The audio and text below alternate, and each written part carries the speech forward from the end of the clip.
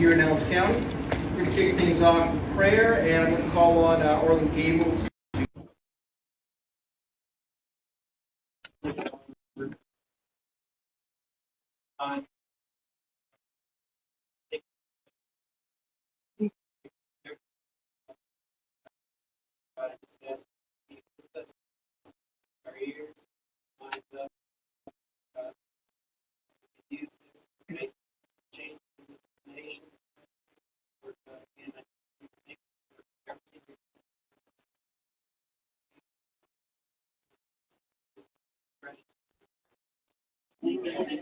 All right, face the flag. Pledge allegiance to the flag of the United States of America, and to the republic for which it stands, one nation, under God, indivisible, with liberty and justice for all. All right. Well, tonight we're in for a real treat. We have someone who has dedicated a good part of their life to fighting for some of the rights of people, the right to hold property. Fortunately, it's at risk. It's under siege by the federal government that does not respect the Constitution, that does not respect the things that we value. But Angel Cushing is here to give us some information on what's been transpiring and what's been done. Now, she's entirely self-funded. She doesn't have any big dollar backers, so we're going to pass that around tonight, and any funds that we collect, we will give to her to offset her expenses.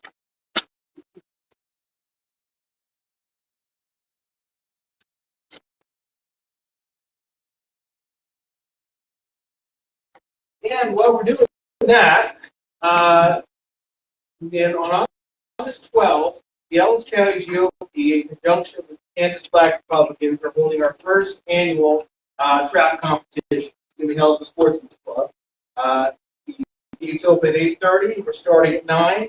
$50 is the fee for adults, $25 for kids, and first place prize for adults, is a $400 gift certificate to American Shooter.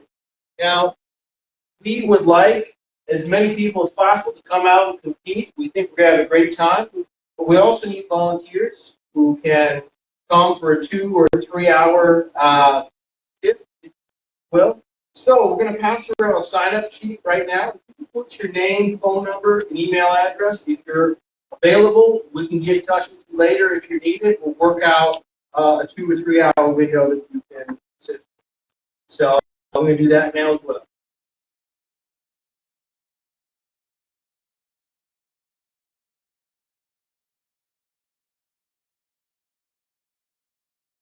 If you've already agreed to volunteer, don't even bother. Just pass it right on. All right. So in addition to that, as I said before, Angel is someone who is really a warrior for the rights we believe in, particularly our right to property. The federal government is attacking that in ways that previously we haven't seen before. I think the latest attack has been due process. That's the thing, is that people don't realize that the population may not be here, but this is where your food comes. This is where their next meal is. And if that gets shut down, it ends up in the hands of a few small, primarily foreign-owned entities, we're in a world of hurt. So at this point, I want to ask Angel to please stand up and give us some words of wisdom.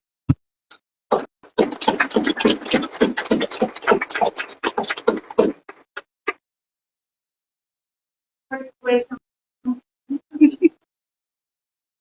You could say that to my children.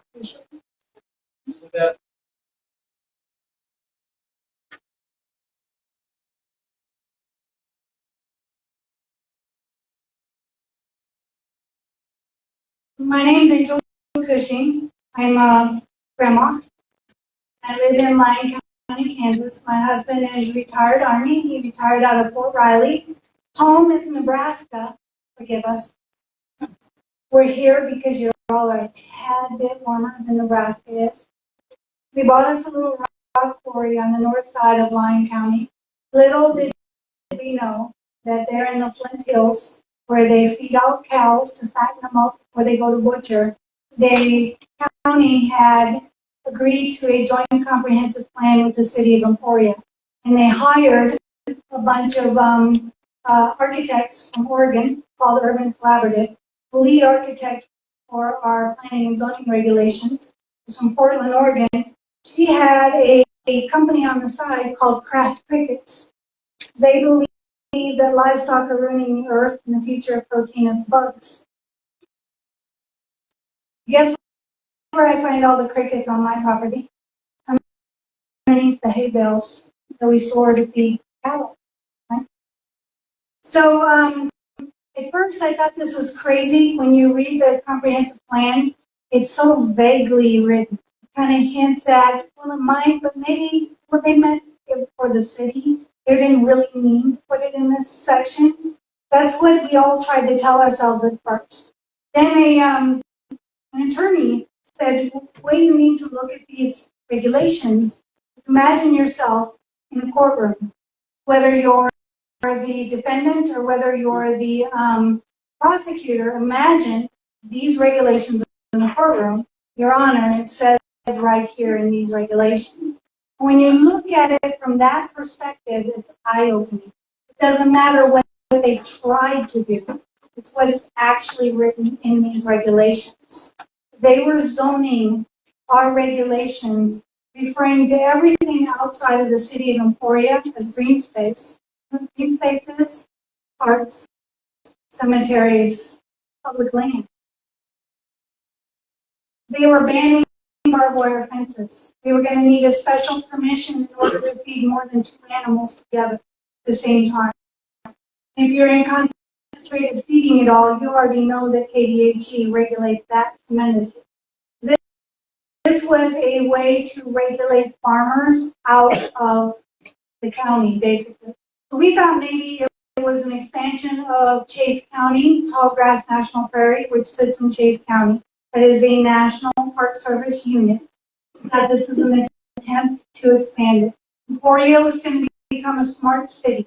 So they were going to eliminate parking spaces downtown. We were talking about it with the city zoning attorney or administrator, who also happened to be from Portland, Oregon. He said, you don't understand. If you start eliminating all of these parking spaces and you reduce them down to this tiny size, there's no way I'm going to get my feed truck in town with the feed that I need for the animals. He looked at me funny. He was confused by this. And I thought, well, how is that confusing? And he looked at me funny because I was confused. I didn't understand there would be no animals in order to feed. I don't need a feed truck. They were going to zone it all out. They had public use trails, and I have a picture of our comprehensive plan. That little picture down there in the corner is of the public use trails that were going to go through barnyards, across porches, rip out a whole neighborhood in Emporia. These public use trails that would tie into the rail trail program for recreation. So I thought, well, I went to my zoning administrator and I said, what is this? He said, well, Angel, comprehensive plan, that's just an idea. We're not actually going to follow it. And we don't have the money to build these trails. I mean, that's like if a tornado went through and we got a whole bunch of insurance money, we might build back with these trails. So I'm looking for the money and I found it. Congress allocated it in 2015. It was called MAPS 21, Moving America in Progress, some kind of junk like that. Passed in 2015. It's now called Safe Passages to School. Safe Passages to School. That money is earmarked in the Department of Transportation. It is sitting in KDOT right now, earmarked for building trails all across the country, all across Kansas, to tie into the Rail for Trail program and the National Rail for Trail program. So it's going to work just like our highway system.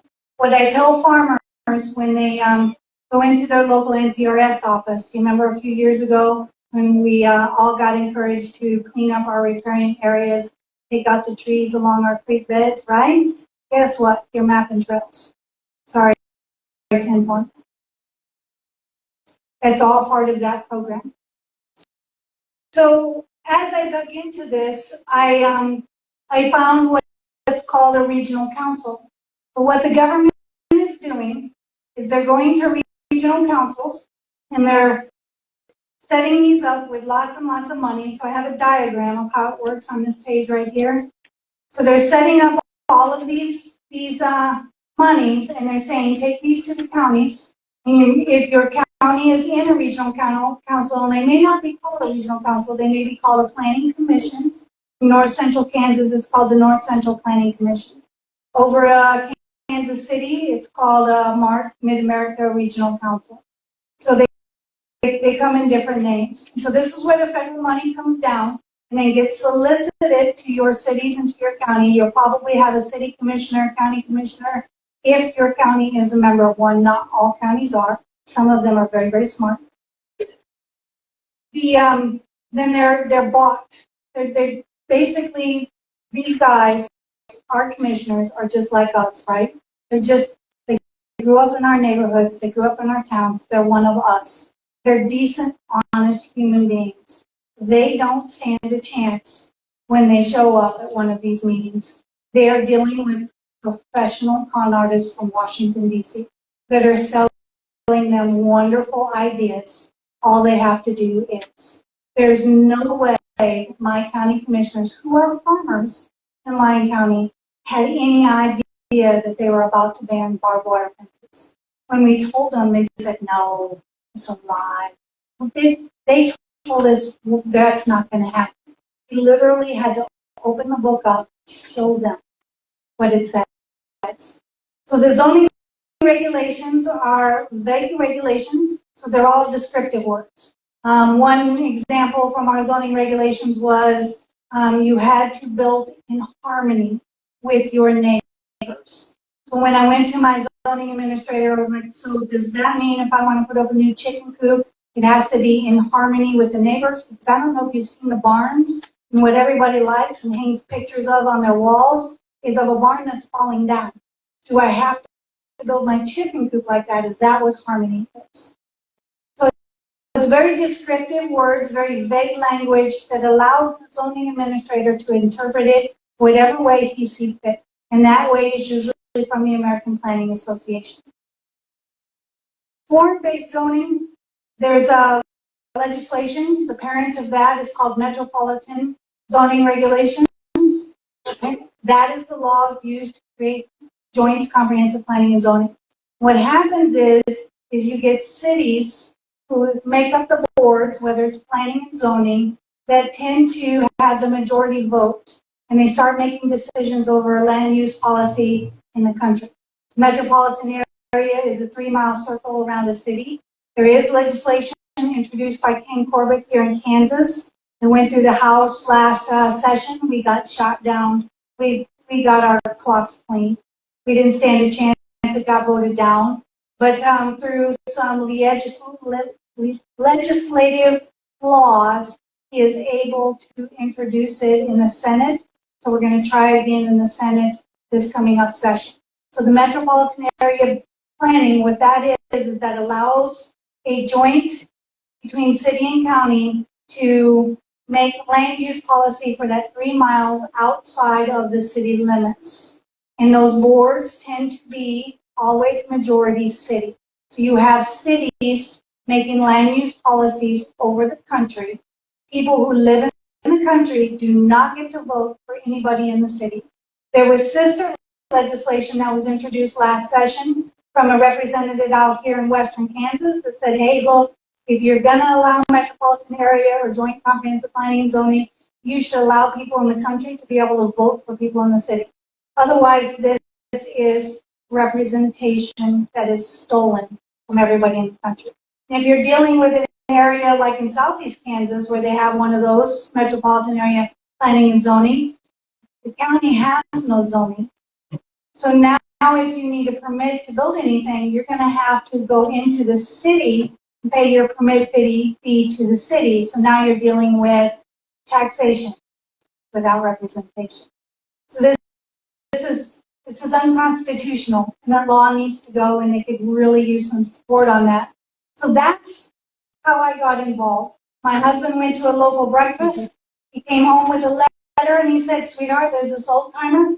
He wants to put a letter in the newspaper, but he's scared. of his representatives that they might come after. And this got my attention. My husband is 100% disabled. He's a veteran of 26 years, 4 tours, 3 in Iraq and 1 in Afghanistan. What did he do that for if you're going to be afraid of your local elected officials? So I said to him, sweetheart, let me take a look at the letter. And I have been involved ever since. It was, when I read those zoning regulations, I actually stayed awake for 3 days and we discussed whether or not we were going to fight or move. And then I discovered that it's happening all over the country. So in this sheet here, starting at this bottom here, you're going to see definitions. So these were words that I found in our regulations and our comprehensive plan. And as I find more of these across the country, these are common phrases. So the importance of those phrases is they're going to tell you that they're harmless words. It's just a new way to describe your yard. No big deal. In actuality, it's how the government defines them. And if it stands long enough and you tolerate it long enough, when you find yourself in front of a judge in a courtroom, they're going to say, then this is the definition and you didn't fuss over it 5 years ago. You have no standing.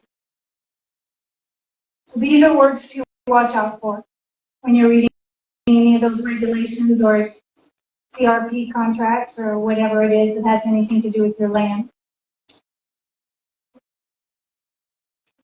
So this representative that you have out here, for about 2 years, we fought back on these zoning regulations. They ended up passing. The zoning regulations, we do have barbed wire fences in our county and we can't.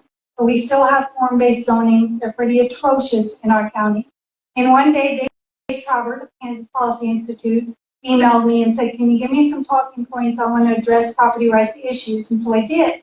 And he did that in a meeting in which Tatum Hahn was in, Representative Tatum Hahn. And she called me up and she said, Angel, do you have a national heritage area over you? I said, no. So, what you're dealing with is kind of common for national heritage areas. You might want to check. So I did. Guess what? We do have a national heritage area right next door to us called Freedom's Frontier National Heritage Area. And you can see that on this very last page. Over here in this corner in green and gold is Freedom's Frontier National Heritage Area. It's been there since 2006. She said, I want to put you in touch with Norman. Norman just found out about a national heritage area trying to go in Kansas and Nebraska. And that's that one in gray and white up in that paper. It's called the Kansas-Nebraska Heritage Area Partnership. So Norman came out here, and he and I and Rams here, Beth, we traveled all over that area. We informed people that there was a national heritage area coming in. And of those 49 counties affected, 45 of them passed resolutions opting out. And that went away. That national heritage area attempt disappeared. They didn't announce that they're not going to pursue it, but as far as we can tell, they haven't went after it yet. So when we did that, we accidentally informed people in Freedom's Frontier National Heritage Area. They had no idea that they were in the National Heritage Area. I got a phone call from a county commissioner in Coffee County, and he said, hey, we're thinking about passing a resolution against Kansas-Nebraska Heritage Area Partnership to kind of encourage some of those counties up there to pass a resolution. He said, would that help? And I said, well, would you like to pass a resolution against the National Heritage Area you're in? He said, we're not in the National Heritage Area. Yep, you are. So they did. They passed a resolution to opt out of that. There are now 7 counties in Freedom's Frontier National Heritage Area that passed resolutions opting out. The reason that is important because down in Arizona, Yuma, Arizona, they had a national heritage area go in and they got pretty invasive, all the way down to telling people that they couldn't put signs in their yards, couldn't paint their houses in specific colors. So they petitioned Congress and they got that national heritage area reduced down to the federal land that was there. So we're going to take those resolutions to Congress. I send them to Congress all the time and ask them to reduce this national heritage area down to Douglas County. It is a pass-through account pretty much used by Douglas County. So national heritage areas require 50% funding from another source. Freedom's Frontier National Heritage Area gets it from Kansas Parks and Wildlife and from Douglas County. They then claim to the government that that is a donation to Freedom's Frontier National Heritage Area, and then the federal government sends them more money. Now, since we've been bringing attention to them, they've been spending that money a little bit more outside of Douglas County, but for the first 14 years, most of that money has been spent in Douglas County. One of my favorite things to do is call over here to Missouri, say, hey guys, I want to thank you for all the money that you have been spending over in Douglas County, Kansas. Do you know that really offends them? Turns out there's this history of sacking Lawrence back during the Civil War, all that kind of stuff. But they actually don't believe me. They're like, no way. Over in Missouri, they're like, no way. There's no way a National Heritage Area will go in without us knowing about it. So everybody over there thinks that I must be a liar, one of those people that's crazy and just trying to scare everybody, because they would know about it if it actually went in. They're just sure of it. So that's how I got to where I am today. So we beat back Kansas-Nebraska Heritage Area Partnership, and as I learned more and more opened up, more and more rolled in, right? And so then I learned about 30 by 30. Now at that time, we thought the two were not anything to do with each other, right? The 30 by 30, if you don't know, is the Biden's executive order wanting to lock up 30% of the United States by the year 2030. We thought for sure one had nothing to do with the other. Then I discovered as I did more research that just like the laws are already in place for the trails, the laws are already in place for 30 by 30. All 30 by 30 is the first time an administration has confessed to wanting to covet land. What 30 by 30 is, for those that are older, they're going to know this word, it's Buffalo Commons.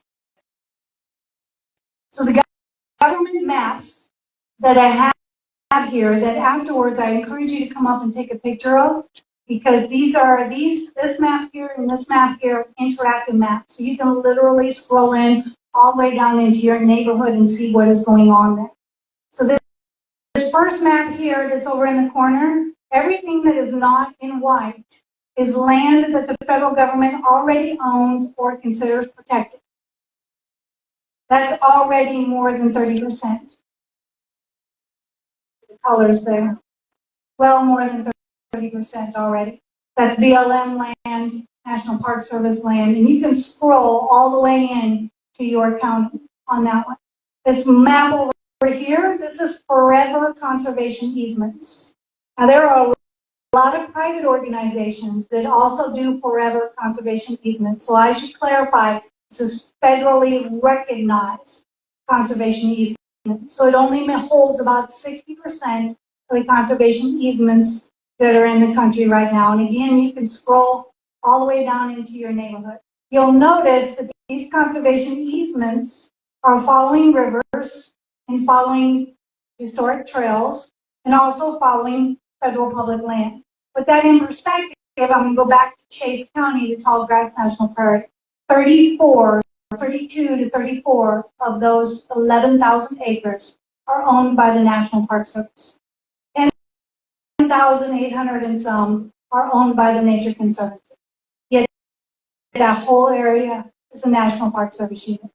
The federal government only owns a little bit, but they claim the whole area.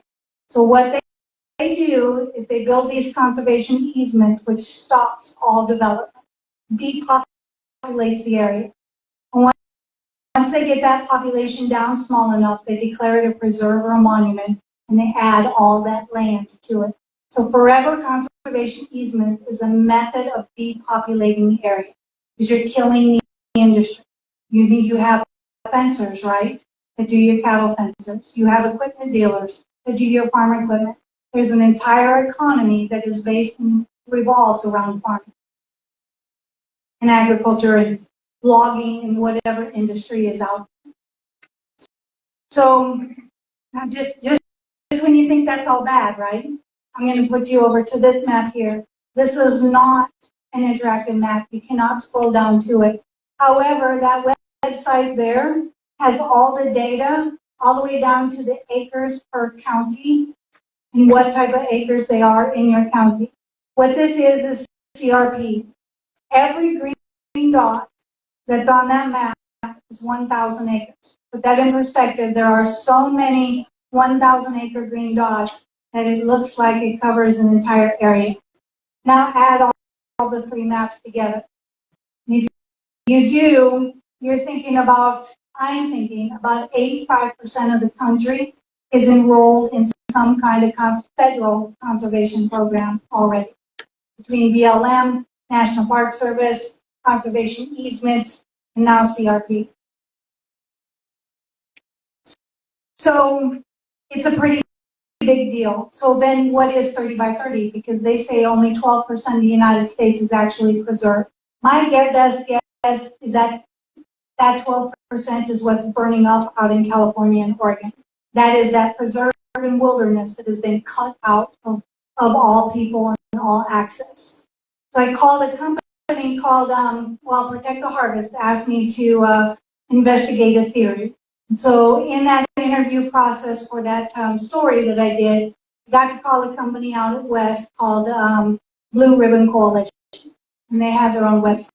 What Blue Ribbon Coalition does is fights really, really hard to maintain public access to our national parks and national lands.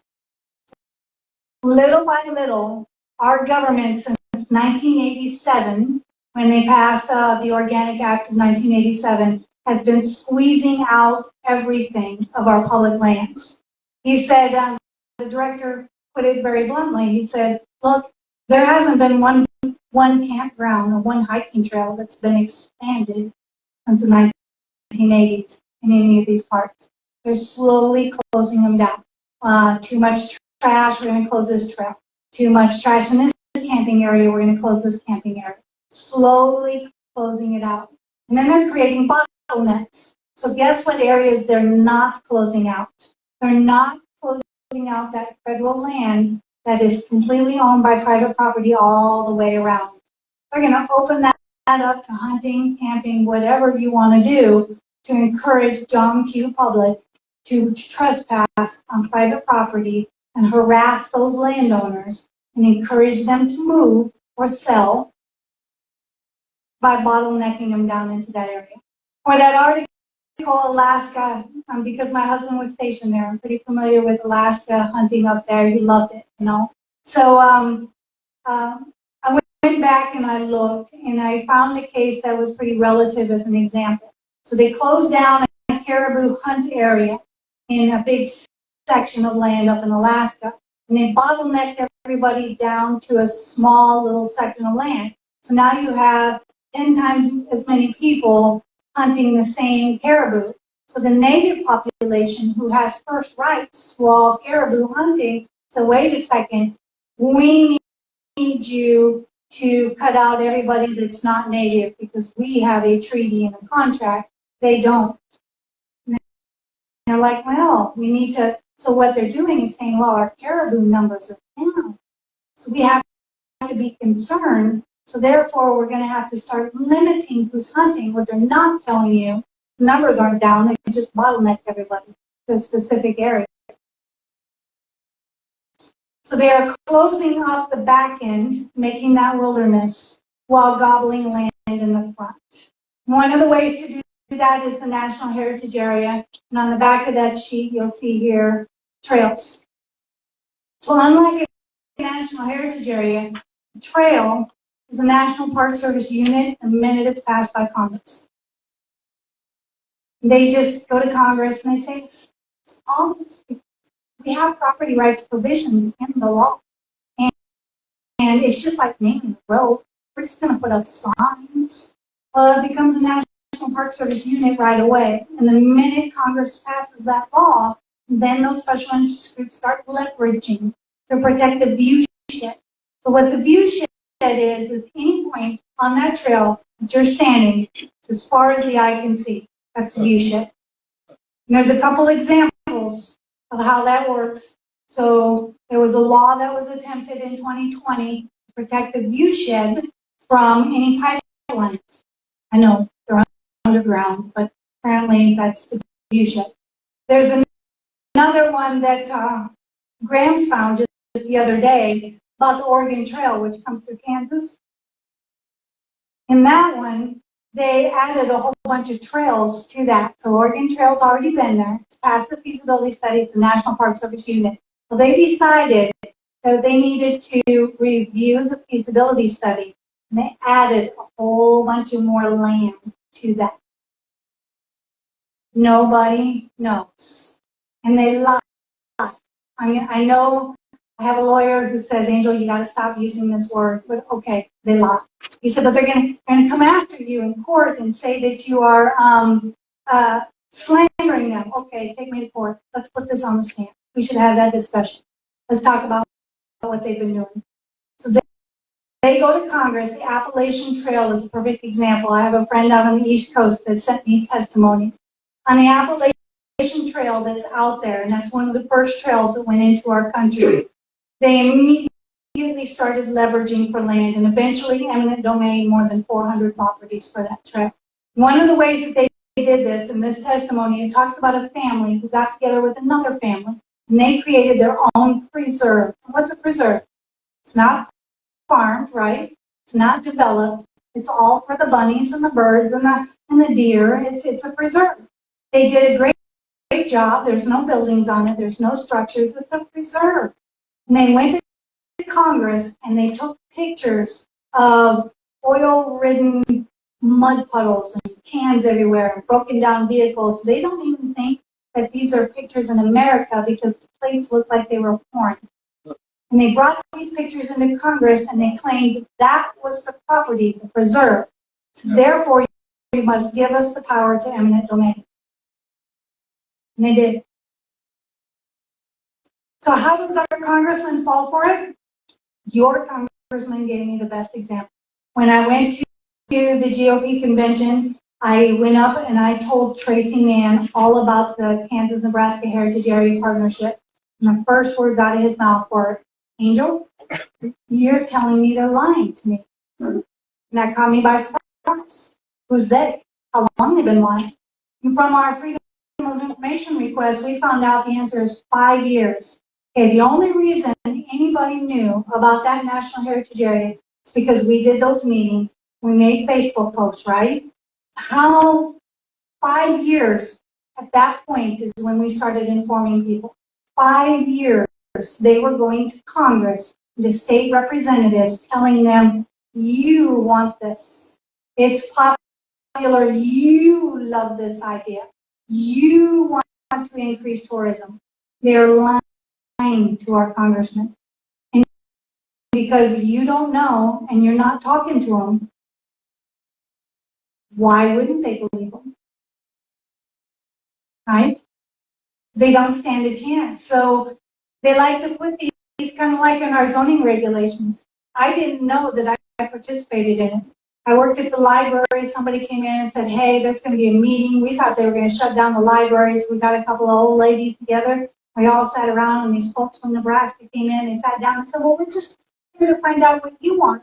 So they handed us this picture, and there's a picture of 3 houses on it, and one's a row house, and another's a dump, and the other one is a lovely corner house that's just, just landscaped beautifully, and a little box underneath each one. And they said, now check the box of the one that you think is the prettiest.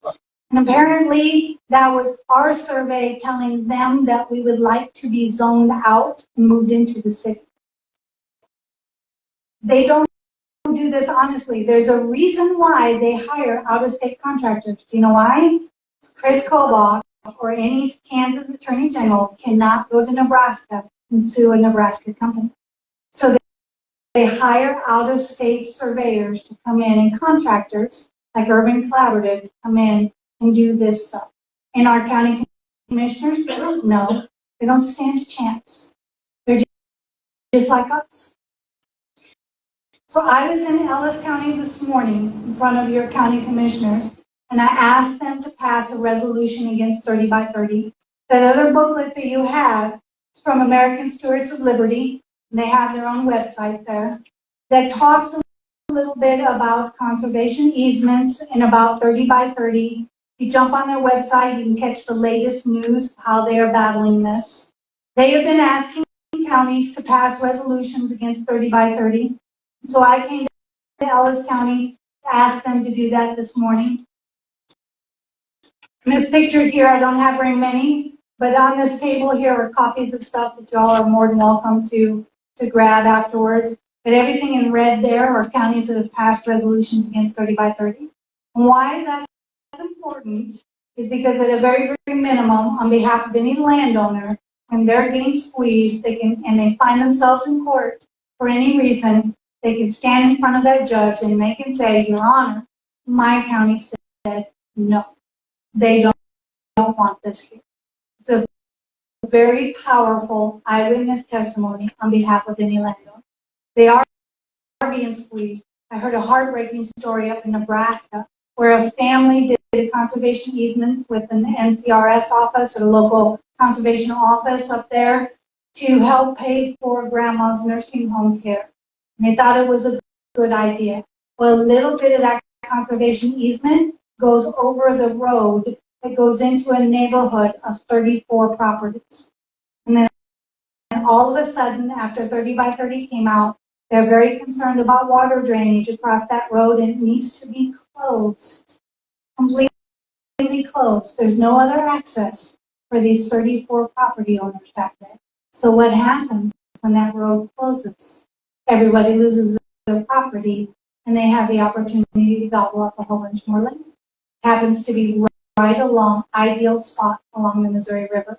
And she'd asked me, why are they doing this? Why me? I mean, there's so many properties along this river. Why are they picking me first? And in this tour that she gave us of her property, I went down onto a low area. It's a meadow that under high water would definitely be underwater. And, but it would grow beautiful grass, right? I mean, that's your best hay ground right there. Big, beautiful meadow. And on that was a sign that said that there is a little bird that lays eggs there, and so this land is protected and nobody's allowed to trespass. And I asked her, I said, how long has that been there? She said, a couple of years. I said, why haven't you picked it up and chucked it in the river? She said, well, it says that I can't under penalty of law. I said, well, let's check out what law that is. So I called the number on there for the Nebraska Wildlife, and they said, well, we don't have a law, call South Dakota. So I called South Dakota, and they said, well, we don't have a law, call Nebraska. So that's why they're targeting your property. It's because you tolerated this 2 years ago, and now they think they have you. So she asked me if that resolution of her county passes, it will help. Yes, it'll help. You're going to be in court. If you want to keep that road open, you're probably going to be in court, and that resolution will help. So I've asked your county to pass a resolution. I've also talked to them about the trails. So I would like for them to pass a resolution on the trails. So Ron Estes out of Wichita introduced this legislation. Jake LaTurner co-sponsored it. Sharice Davis in Johnson County also co-sponsored it. 2 years ago, during the Kansas-Nebraska Heritage Area Partnership, they were also talking about these trails. It was a senator at that time from Oklahoma, and I think Jerry Moran or Pat Roberts of Nebraska of Kansas had introduced it. They pulled back because we were all very upset about the National Heritage Area trying to go in. They decided it wasn't a good time. They talked Ron Estes into doing it this year. He sent a letter saying due to 30 by 30, he would like to pause the legislation, but it's still there. So I am also collecting resolutions against those trails that I would like to send up to the Natural Resource Committee, have that attached to the feasibility study. So the next time if you look at that map, there sure are a lot of congressional districts along that map. There's lots of people that they can talk into introducing that legislation.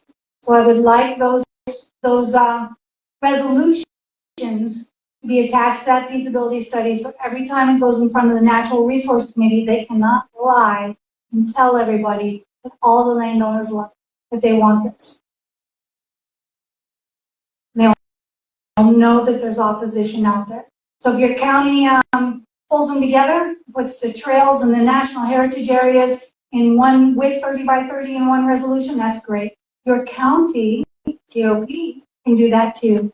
In fact, any body that has bylaws, that has officers, that has a voting board, can pass a resolution that becomes public record.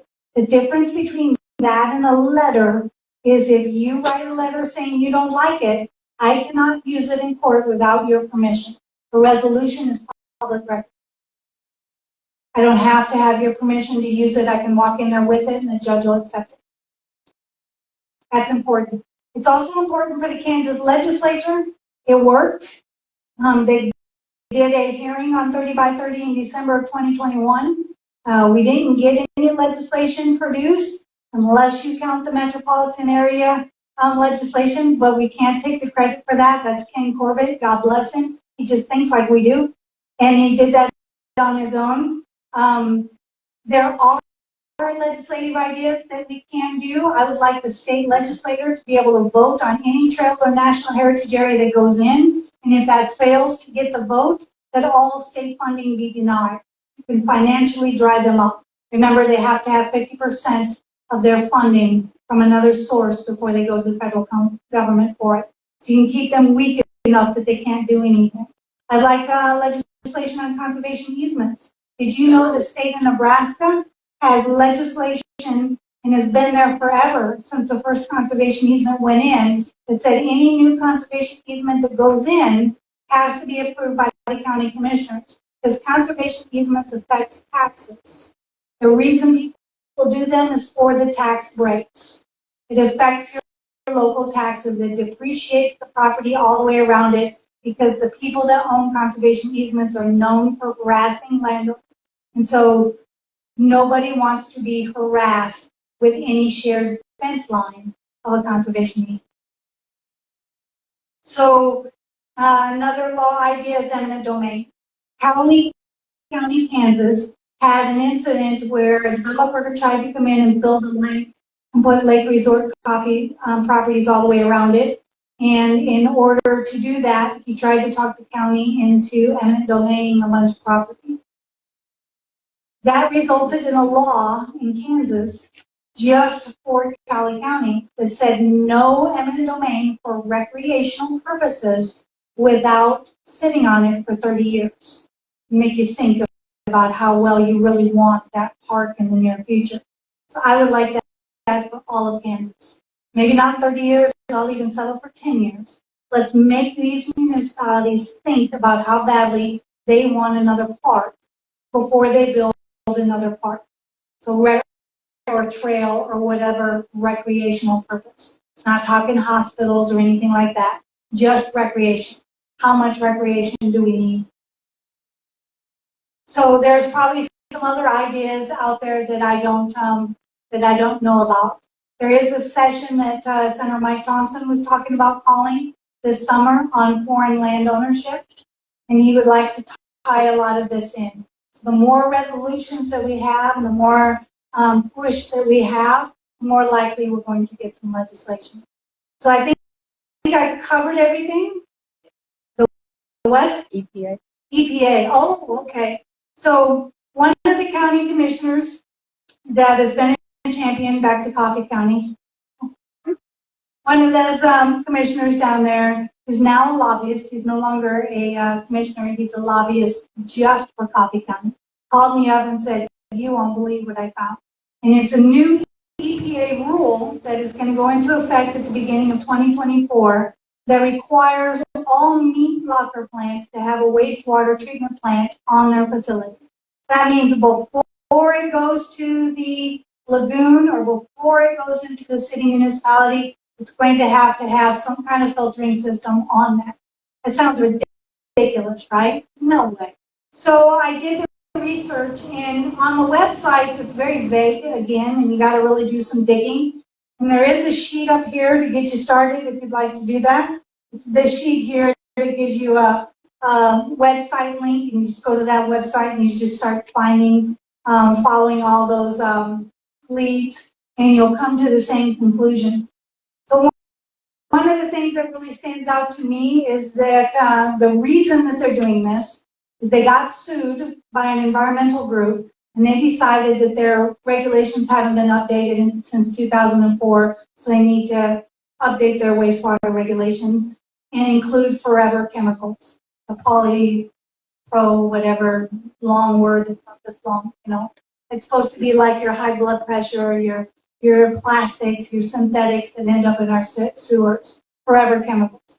It expands that definition to include nutrients like phosphorus, nitrogen, bacteria like E. coli, things that you would normally find in wastewater are now going to be labeled forever chemicals. And they're going to determine the basis of who's going to get permits is going to be determined by environmental justice.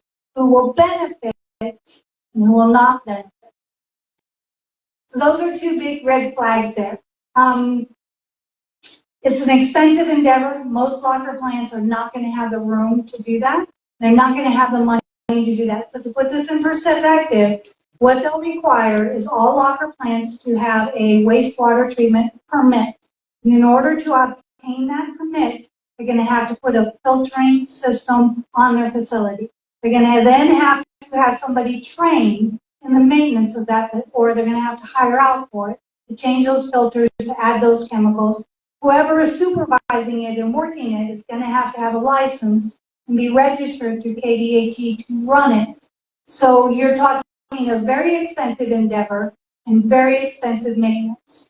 The only ones that are going to be able to afford to do that are the ones that already have some form of treatment facility just because of the amount of water they use, like the big plant in Garden City. This is monopoly building. So I went to, and I'll finish up with Tatum, Miss Tatum. She sent me an email one day, and she said, Angel, what is this group? She had an invitation to what is called the U.S. Global Leadership Coalition, a meeting. I thought, oh, I don't know. So I checked them out, and I went to their website.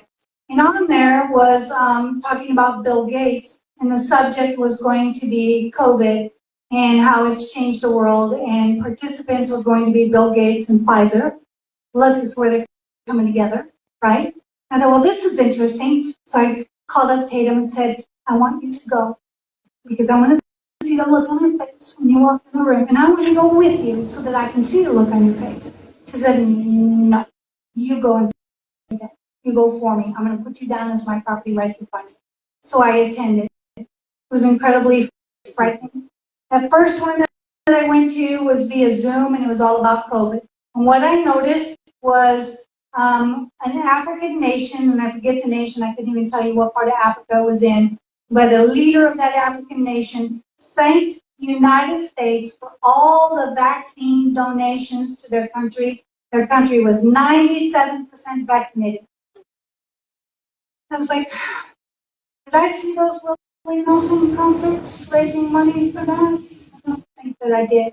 Okay, all right. They also talked about how Africa was going to be the breadbasket of the world. This is where all of our food is going to come from because we're all killing our soils. So all of the food is going to be produced in Africa, and it's important that the United States invest money into Africa. China is, and they are a competitor. We need to beat them to it. So money, money, money for Africa. Okay. And I attended the second one. This was held in Wichita at the Cargill headquarters. When I walked in the door, sustainable by the year 2030 was the first sign that I saw. Cargill. This is the biggest cattle trader, and they have big rooms full of screens. All they do is trade cattle around the world. And in that meeting, they talked about how these African nations were starving due to fertilizer shortages from Ukraine, the war in Ukraine. So I raise goats. I raise meat goats. The Angus of the meat goat is the boer goat, and they're from South Africa. So all of my mentors, because goats are not real popular here in the United States, are from Africa. So I got in our little Facebook groups for all of us meat goat raisers, and I said, hey guys from South Africa, where do you guys get your fertilizer? I said, Eastern Africa, Western Africa, these nations are going to be starving due to fertilizer shortages. You know, man, that's ridiculous. So where do you think you get your precious metals, Angel Cushing? It's from our mines. mines. Guess what one of those byproducts are from our mines? Fertilizer. We don't get any fertilizer from Ukraine. No African country does. We produce our own. So they also said that they expect starvation in Korea, also due to Ukraine shortages. My husband did a year tour in South Korea, and I don't want to mention what they use for fertilizer, but it doesn't come from Ukraine. So I found that to be very interesting. The other thing that they noted again was how important it is to put money into Africa, because we're all going to run out of food. Famine is coming. We must invest in Africa. The scary part about this is the people in that room, they weren't farmers. They were all policymakers. Governor Kelly, Jake LaTurner, several state representatives. They're planning on importing all of our food from Africa. That's their plan. The irony is just last week, John Kerry, or his Kerry, right? Yeah. Went over to, Lithuania, I think it was, one of those countries, to the climate meeting, and he concluded that international transportation was producing too much carbon, so they're going to have to cut back on international shipping. I'm like, wait a minute. We're going to get our food from Africa and cut back on international trading here. And then it occurred to me, no monopoly building. Hello. This is going to be a way to regulate all the small guys out, so all the big guys will have all of the trade. So this is devastating, right? This is like apocalyptic. We're all going to die. They're going to kill us by starvation. And I got to thinking about that, and my daughter said something to me. She said, well, I knew we were actually talking about something else, and she said, well, like the East India Trading Company, Mom. I went, well, yeah, that was a monopoly too, wasn't it? So I went back and looked. That's what they're doing, is they're trying to build the East India Trading Company all over again. And if you recall from your history books, the East India Trading Company ran several governments in several countries. You could give them credit for building this country, right? A lot of what came to the United States came here due to the East India Trading Company. But do you know what their biggest money-making trade was? Slavery. Slavery. So monopolies are not good, definitely. So it isn't a grand conspiracy to kill us all, right? It's just money down to the core of everybody vying to be the monopoly at the end of the day. So I think I've covered everything now. Did? So we have been asking anybody to also pass resolutions against those EPA regulations. We're hoping that Chris Kobach will be encouraged to get involved and join into a lawsuit and push this back before it goes into effect the first of the year. So that is one of the other issues that we're working on. I will open this up now to questions. I know I just hit you with a fire hose. Forgive me. And I'm sure you have a lot of questions, so I'll go ahead and take your questions. If you'll come up to the microphone so anybody that's watching online can hear your question, that would be great.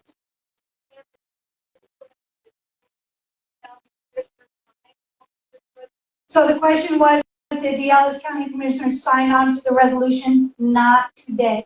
They said they're taking a look at it. So they probably need to hear from their people who live here. So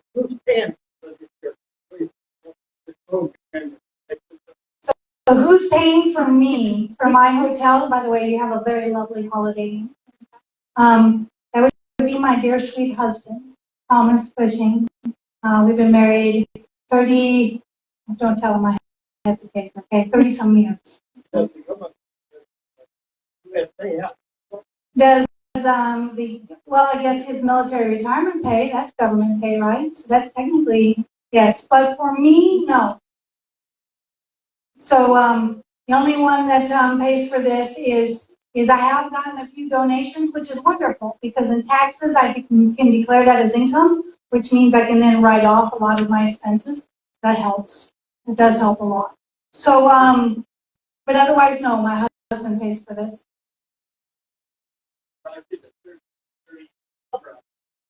2 years ago, they had to. You come up to mine. Yeah, that.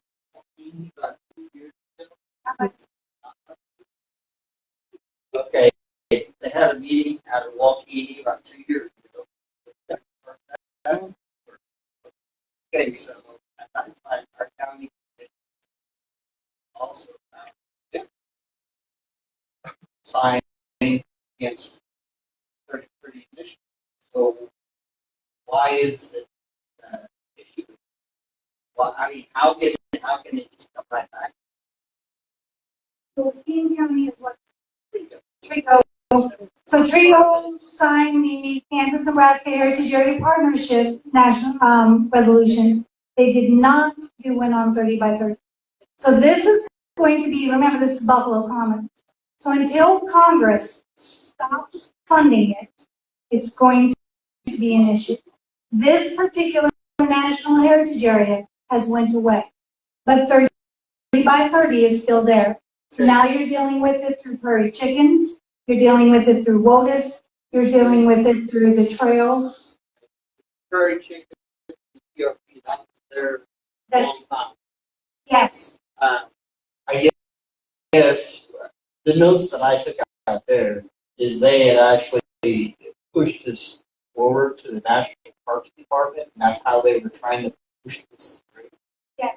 So National Heritage Area, so it's all, so let me put this in the perspective of military, because my husband's military, right? So I want you to think of the Department of Defense, because that's the Department of Interior.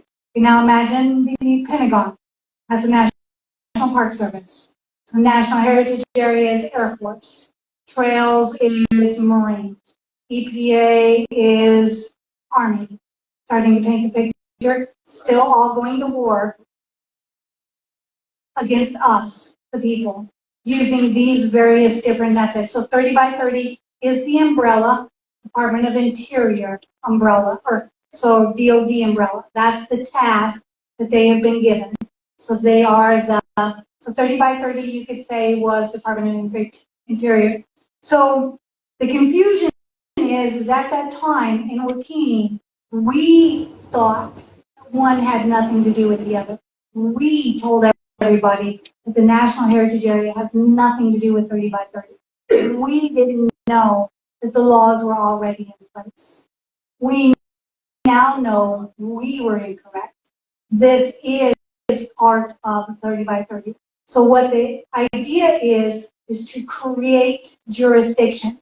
So this is a federal boundary voted on by Congress. So there's your jurisdiction. Step number one. Step number two is a land management plan. Let me show you Freedom Frontiers Land Management Plan. This is Freedom Frontiers Federal Land Management Plan. So on the trail here in Kansas, this is the Santa Fe Trails Land Management Plan. So once the land management plan goes in, now it's using every mechanism possible to fulfill the goals of that land management plan. So create jurisdiction, federal jurisdiction, get the land management plan, and then implement it. So National Heritage Areas, the biggest confusing part is 30 by 30 is not new. It's Buffalo Commons simply confessed to by an administration. So I actually did the history. Yes, that's my name. You took notes? So I actually did a history of National Heritage Areas in 1985 because everywhere we went, people would say, well, Reagan wanted this. Well, Reagan was wrong. But I did the history on it. Do you know what was happening at the time that Reagan did this? They were creating a national park along the Arkansas River, and they were pulling everybody off of their boats who lived on their boats, and people who lived along the rivers, we're talking old people, right? And they were having heart attacks on national TV right about the time the Vietnam War was coming to an end. And then you had the Sagebrush Rebellion going on. And they were getting ready to eminent domain a bunch of properties out west to expand national parks. So this was the compromise. We won't eminent domain, just let us backdoor it. This is how they convinced Reagan that this would be the better plan. We'll work together with the community, is how it was sold. When in actuality, it is federal jurisdiction that then creates a federal land management plan and then slowly gets implemented. And their tactic is the same as they do out west, depopulate. The reason Kansas is a target is because our population is shrinking. So depopulate, get it down small enough, because what happens when your population gets smaller, you lose congressional seats. So depopulate until you no longer have a voice in Congress, and then start declaring parks, preserves, and monuments.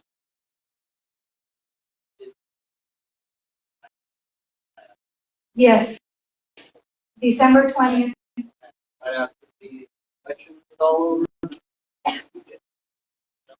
So there was a bill that we found called Senate Bill 1942. What Senate Bill 1942 does is give Department of Interior more power over national heritage areas, because there are now, so that at the time that we told you about this, there was like 59 or 53 national heritage areas. There's now 62, thanks to the omnibus bill. So not all of these special interest groups are implementing that land management plan fast enough. So the Department of Interior wanted more power over them, and they got it on December of 2022. It just went through and got passed. Jake LaTurner voted in favor. He's the only Kansas representative that did. Moran abstained from voting on that. Looking at the big picture, what they're really trying to get rid of is, number one, oil and cattle. Is that the two biggest enemies, is oil and cattle? Can you ask your question into the mic so people can hear? So the two biggest enemies in their views is oil and cattle? Yes. And So meat in general. So not just cattle, so that's pigs, chickens, whatever. And so then you ask, why are the big packers involved in this? Because they're meat, right? Well, right now it's working in their favor. So what they're trying to do is do like they did with chickens and build an integrated market where they own the animal from its birth to the time it goes to the table. They own it. So everybody that's in the chicken business are simply laborers or serfs for Tyson or Farmland or some of these big programs. So they're trying to take out the independent cattlemen, because that's the last man standing. That's the last free market of animals that are out there. And you all know in the cattle business, y'all are being squeezed, right? Every direction, you've seen it in dairy cows. You've seen all kinds of directions that they're coming at us in the cattle business. But the independent producer in the United States is the last man standing. What that big four packer wants, and I say big four because there are four big main packing plants, is to own that cow from the minute it's born until it dies. Even if it means that they don't own cattle at all, they want 100% of that market. They want the consumer to have no other choice but to buy from them, even if it means fake meat. If you're buying their fake meat, they still have 100% of the market. If you're buying meat from Africa that's imported, and they're cutting it up here in the United States, still 100% of their market. They want to get rid of the independent cattle producer. So bankrupt them any way they can. Regulate all the small packers out, take all their options. so is this EPA rule about the water treatment plants, is that written in stone? That can't be reversed? No, it is not written in stone. But it's going to take Congress or a lawsuit or somebody to get ahead of it. So what's going to happen is if there is no intervention done ahead of time, and this is going to go in, and they're going to start squeezing out small packing plants, and before intervention is done. So that's why we're trying to get ahead of it now, to get intervention done before they start choking out packing plants. So it can be stopped. It is a rule. It's not a law. But Congress has to get involved. So one of the things that, one of the problems that we're running into, a lot of these counties that are not passing resolutions is because Tracy Mann and Senator Marshall and all these guys got out in front of it and said, this is bad, we have to stop it. That's all they did. They're voting to fund it. They just did in the omnibus bill. It went through. So you have to get involved. They're not hearing us. They're telling you what you want to hear and doing something totally different. I can say Tracy Mann is the exception. He has not been voting in favor of any of this. However, there's not enough Tracy Manns up there in Congress.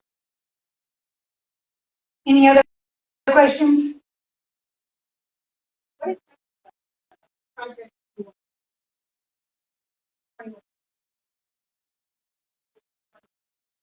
This is Agenda 20.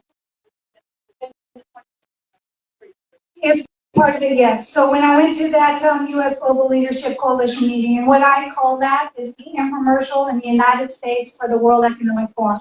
They stood there on that stage and talked about each of their programs, how it'll meet this number in the sustainable development of Agenda 21, and this one meets number 17, and this one meets number 7, that sort of thing. They stood up there on that stage and they said that.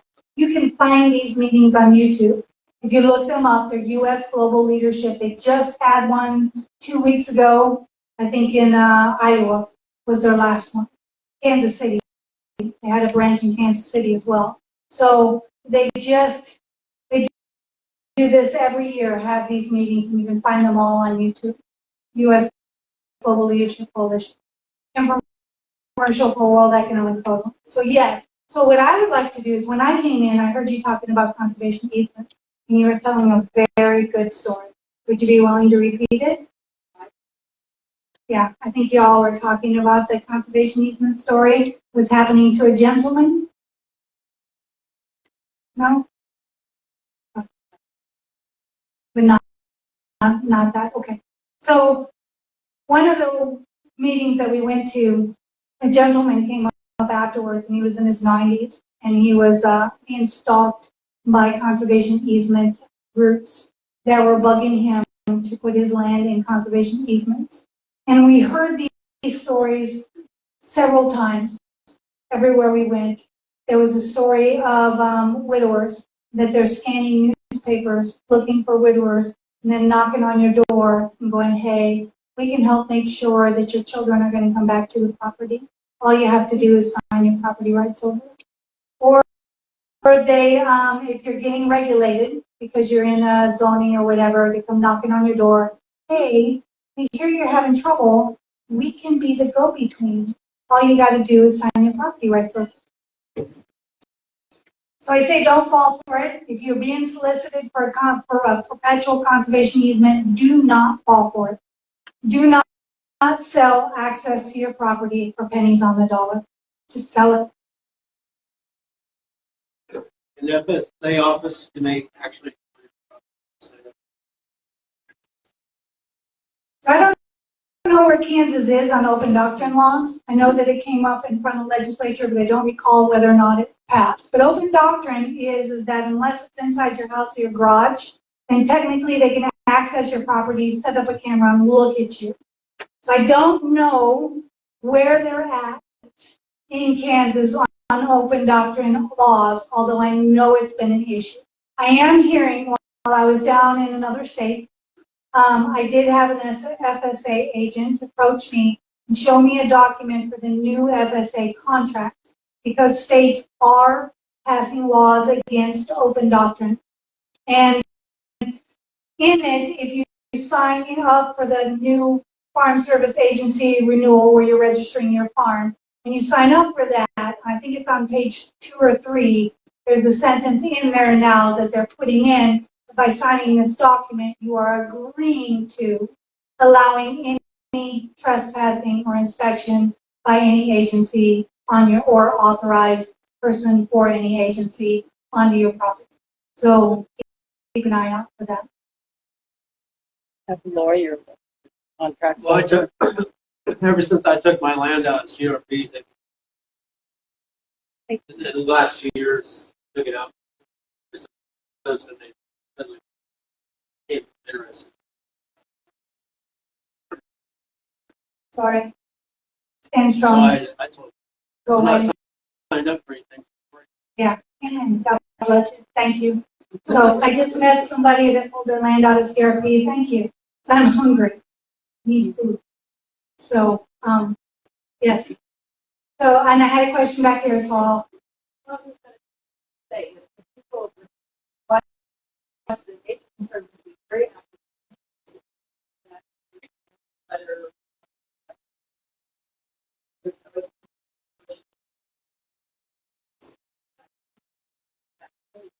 that part, that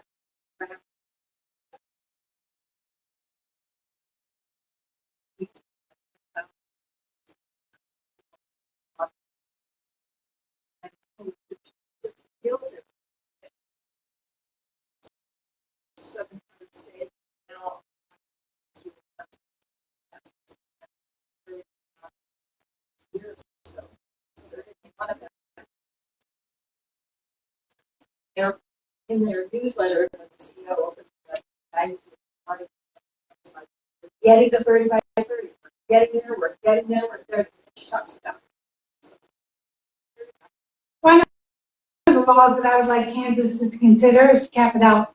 So have it evaluated at 30 years or make it and no more perpetual in them at a certain time. Because everybody says, well, Angel, what about property rights? You should be for the right for anybody to put a conservation easement on your land. Okay, I'm alive today. Do I have the right to make property decisions for somebody born 300 years from now? You had a question back there? No? Okay, got it addressed. What about, there's been the land grab over, it's coming from China as well, trying to buy a lot of land. Are you running into that? What are they doing? Good question. So foreign ownership is an issue that kind of ties into all of this together, right? So you got ESG playing a role. So I can go ahead and build a choking factory that pollutes the sky as long as I'm planting trees because my ESG score is going to be okay. So you have that motive going on. You also have an issue like Saudi Arabia. We came up through the drought in Texas in 2011, 11, 12, and hay became a big issue. And the reason it became an astronomically big issue is because Saudi Arabia owns most of the alfalfa fields in the Pacific Northwest. So when we get hit with a drought down here and we go looking for alfalfa somewhere else, we're competing with Saudi Arabia. That bankrupted a lot of farmers in Texas, drove them out of business. They could not compete with Saudi Arabia. So I talk about the potato famine an awful lot. Potato famine was the only crop that failed, but it was not the only crop that grew in Ireland. Most of that land was owned by England, and they were simply tenants on their own property, growing potatoes for survival. So can you imagine coming home from a graveyard, having just buried your child for some disease associated with starvation, walking past barley fields, listening to cattle holler in the distance, and that is what we're headed to.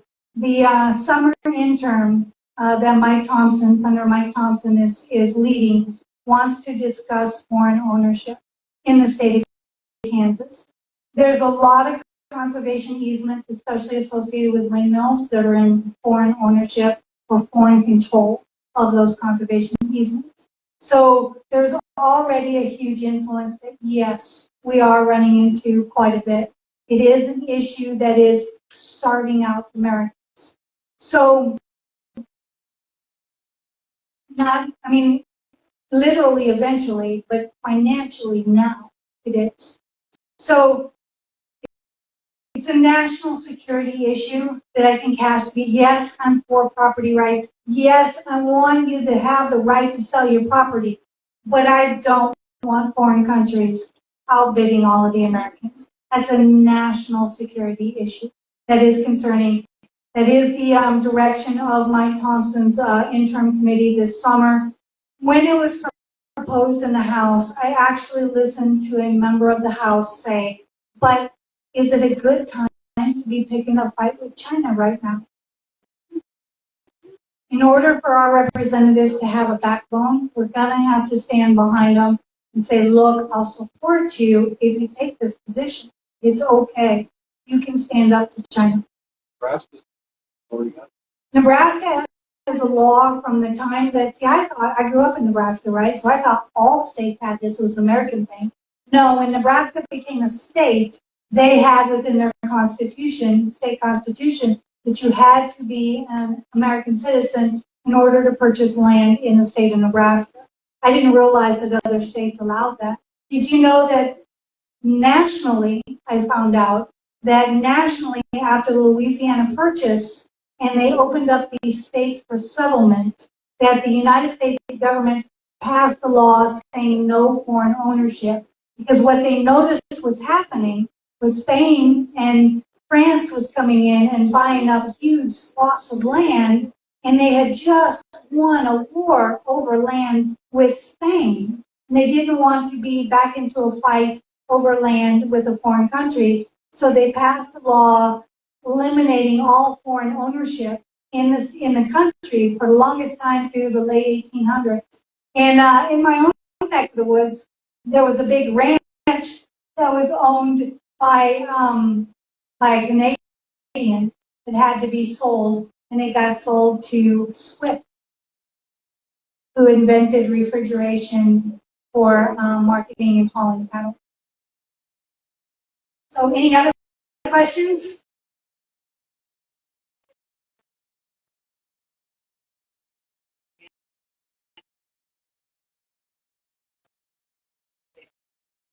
So on the specific laws for Senate Bill 1942, which gives the Department of Interior more power over national heritage areas, he didn't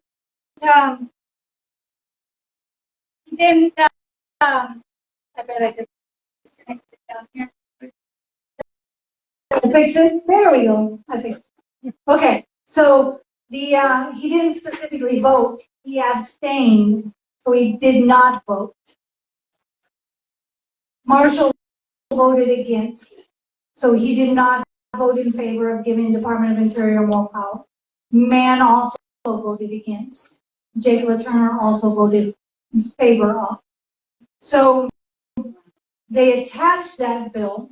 More interesting, it was attached to the bill that allowed them to look at Trump's tax records. That's what it was attached to. So Jake LaTurner voted in favor. When I asked Jake LaTurner about it, he claimed he had no idea what I was talking about. Yeah. So, all right, any other questions? Is that it? Okay. Oh, you have one last one? What can you tell us about the, well, it's in Olathe, it's going to be built in Olathe for cattle, to process cattle. Do you know anything about that? It's being done by Walmart. So it looks like it's going to be, from the initial reports coming out, it looks like it's going to be a processing plant. So Walmart wants to be a monopoly, again, owning the cow from the birth until it goes to the table. So they want to produce cows in another country, bring it here, and have it processed in the Olathe plant.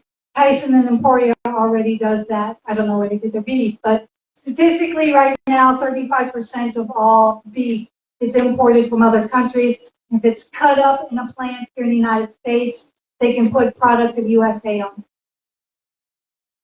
So there is legislation called MCOOL, which is MCOOL labeling, that they have been pushing to have labeling on beef in the country forever, and it never seems to win. We can't get past meaning everybody in support of labeling, can't get past the big four packers because they can undercut getting beef from underseas cheaper. I mean, think about the quality of beef if you can grow it in another country, load it on a ship, pay shipping costs, frozen, you know that costs money to keep it frozen, bring it all the way into the United States and cut it up here.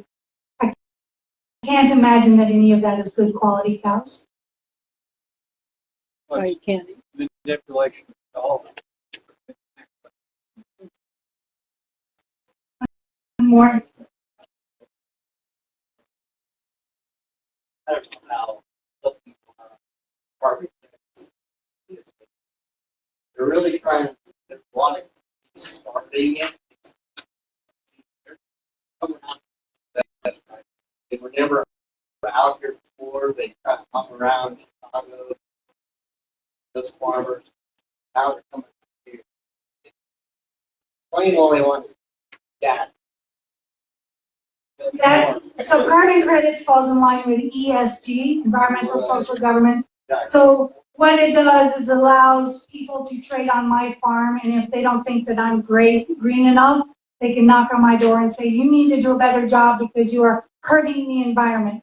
So it's allowing people who are not farmers to have influence on my farm.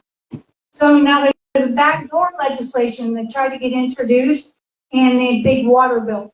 So our state legislators were told that they needed to form a water committee because we have water issues. So they did. They were told our lakes are filling in with silt.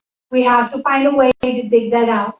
The minute that committee was formed, they were handed a 300-page piece of legislation that in the smack in the middle of it creates a carbon trading czar for the state of Kansas to allow the overseeing of carbon trading in the state and between Kansas and other states.